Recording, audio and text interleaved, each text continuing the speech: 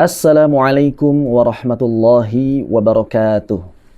Teman-teman yang dirahmati Allah Subhanahu wa taala, pernah enggak teman-teman menemukan sebuah ayat atau awal kalimat yang huruf pertamanya itu bertasydid? Gimana kira-kira cara bacanya? Apa ada yang udah tahu? Atau masih banyak yang belum tahu? Baik, kita akan bahas permasalahan ini sekarang ya.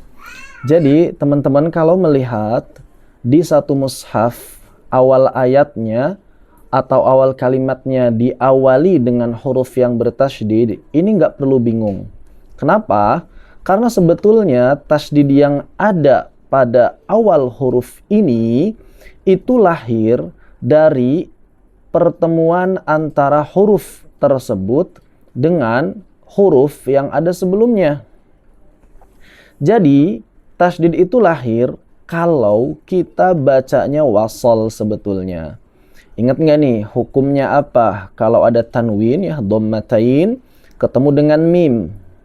Dhammatain ketemu mim hukumnya idgham. Betul, idgham bi ghunnah. Karena kalau kita bacanya wasol terjadi idgham, ditulislah di sini tanda tasydid. Artinya kalau kita mulai dari awal ayatnya, sebetulnya kita nggak perlu nganggap tanda tasydid ini. Loh, kok bisa?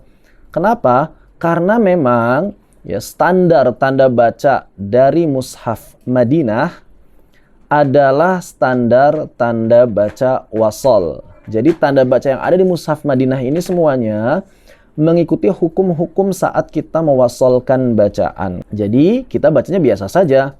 Ma'alar rasul, ma'alar rasul. Bukan ditahan dulu. Ada sebagian orang mengira ini mesti ditahan dulu sehingga suaranya ma'alar rasul. Itu tidak tepat. Tasydid ini berfungsi kalau kita wasol dari ayat sebelumnya. Misal ghafurur rahimun, seperti itu ya. Ghafurur rahimun ma'alar rasul.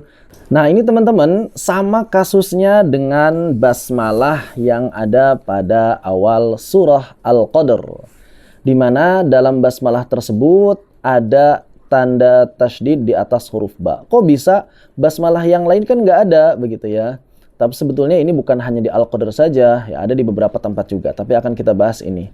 Kenapa ini ada tasydidnya? Karena kalau kita wasol dari surat sebelumnya, surat apa sebelum Al-Qadr? Yap, betul banget, surah Al-Alaq ya. Kalau kita wasol dari surah Al-Alaq, di mana surat Al-Alaq ini akhir ayatnya adalah wasjud waqtarib.